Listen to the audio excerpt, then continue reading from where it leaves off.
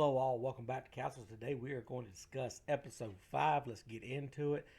This episode is probably one of my favorite ones so far.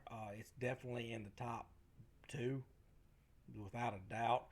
The wait was completely worth it. The battle is really well done. And I know a lot of people have issues with Kristen Cole. Don't know the actor's name. I don't care. He's doing a pretty good job, in my opinion. But at the very least, it shows him as a very competent commander.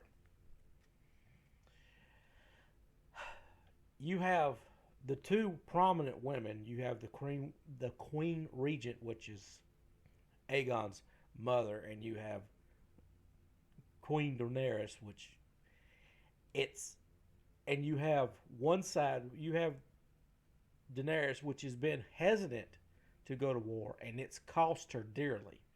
Her caution. It can be commendable, but she's waited so long. Now she's caused her side to be even further down, and be in bad. And she has caused her loss of a commander and other stuff. And none of her council really trust her. They don't think she's fit to make decisions. And to be fair, she's not doing anything to bolster their confidence in her. And then you have the Queen Regent. I'm sorry. I can't. I'm terrible with names, and they don't repeat her name enough for me to remember it.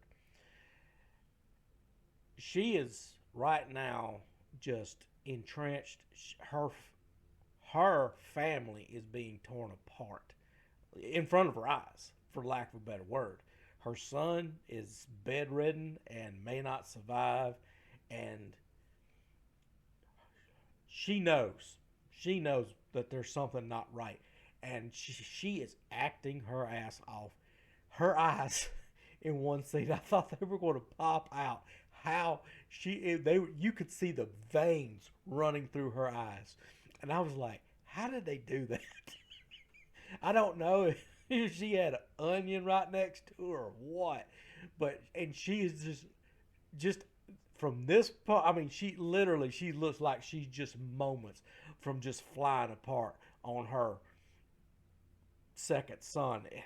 And he is God. He is quickly becoming probably my second favorite character. He is God. He does such a good job. And Vagar, and the only reason he's where he's at is because of that dragon. That's it.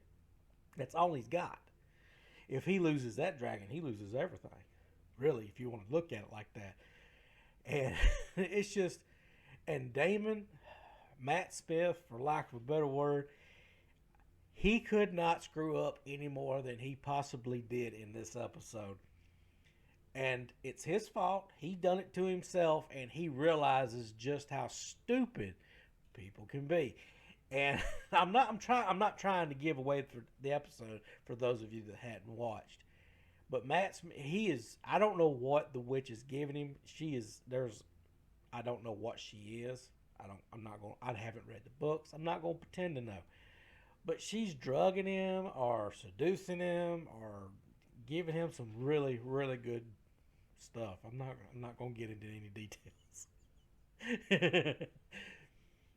But he's having delusions. He's seeing Daenerys. He's seeing his Daenerys back when she was a kid, and he's being kind of forced to relive some of his youth.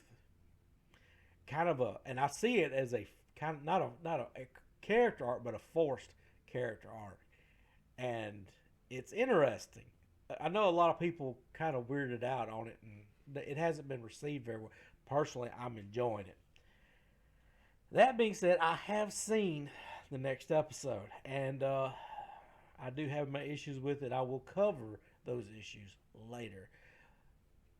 Up till now, this season has been really good. I kind of hope these showrunners stand their ground and just continue to make a good television show. And they don't make the mistake of getting on their soapbox. That being said, I'm still willing to go. This is a very strong 7 out of 10, and it does have the potential to climb up and be 8. It all depends on how all this plays out. But what do you guys think? Let me know down in the comments, and I will see you next episode.